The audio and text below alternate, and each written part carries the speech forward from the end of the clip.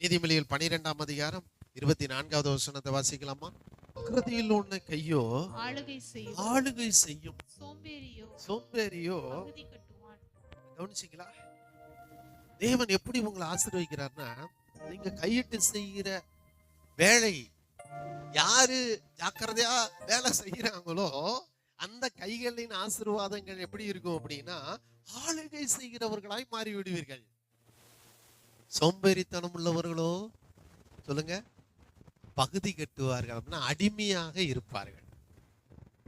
யார்கிட்டையாவது வாங்க முடியுமா, யாராவது கொடுப்பார்களா, யார்கிட்டையாவது கிடைக்குமா அப்படின்னு ஒரு அடிமைத்தனத்துக்கு ஒரு வாழ்க்கை. அது என்னன்னா சோம்பேறிகளுக்கு.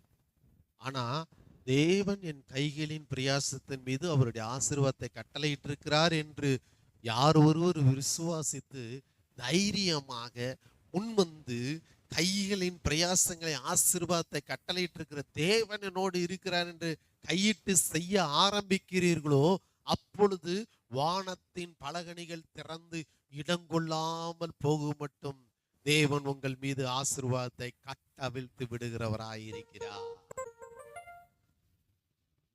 என்ன தேவனுடைய பிள்ளைகளே, வசனம் என்ன சொல்ல, உங்க திறமைக்கு மேல தேவ கிருபை வருது. உங்க திறமை கிடையாது, நீங்க செய்ய போறீங்க. ஆனா ஆசீர்வாதத்தை அவர் கட்டளையிட போறார். அப்படின்னா என்ன அப்படின்னா, இந்த உலகத்துல திறமையா பல பேர் செய்திருந்தாலும் தோற்று போயிருப்பார்கள். ஆனா நீங்க திறமையே இல்லாம அதை செய்தாலும் அவருடைய ஆசீர்வாதத்தினாலே, உங்கள் மீது ஆசீர்வாதம் கட்டளையிடப்பட்டதுனாலே அந்த பிரயாசங்கள்ல அந்த தொழிலே நீங்கள் ஜெயித்திருப்பீர்கள், வாழ்ந்திருப்பீர்கள், உயர்ந்திருப்பீர்கள், செழித்திருப்பீர்கள்.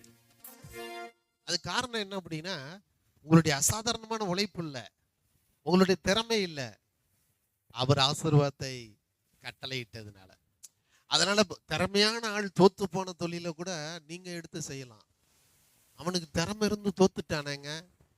காரணம் என்னன்னா, அவனுக்கு இந்த சத்தியம் என்ன செய்யல தெரியாது. ஆனா சத்தியத்தை அறிந்த நீங்க எந்த திறமையானவன் எந்த தொழில தோத்தானோ நல்லா கவனிச்சு கண்டுபிடிச்சு அந்த தொழிலை நீங்க செஞ்சு பாருங்க. நீ கையிடும் எல்லா வேலையிலும் உனக்கு ஆசீர்வாதத்தை கட்டளையிட்டுள்ளார் அப்படின்ட்டு போய் செஞ்சு பாருங்க. யாக்கோபனுடைய கையோ ஆளுகை செய்யும், செஞ்சு பாருங்க. அந்த தொழில்ல எந்த திறமையானவன் தோத்து போய் விட்டானோ அந்த தொழில்ல கர்த்தர் உங்களை ஆளுகை செய்கிற அதிபதியாக தேவன் உயர்த்துகிறதை நீங்கள் பார்ப்பீர்கள்.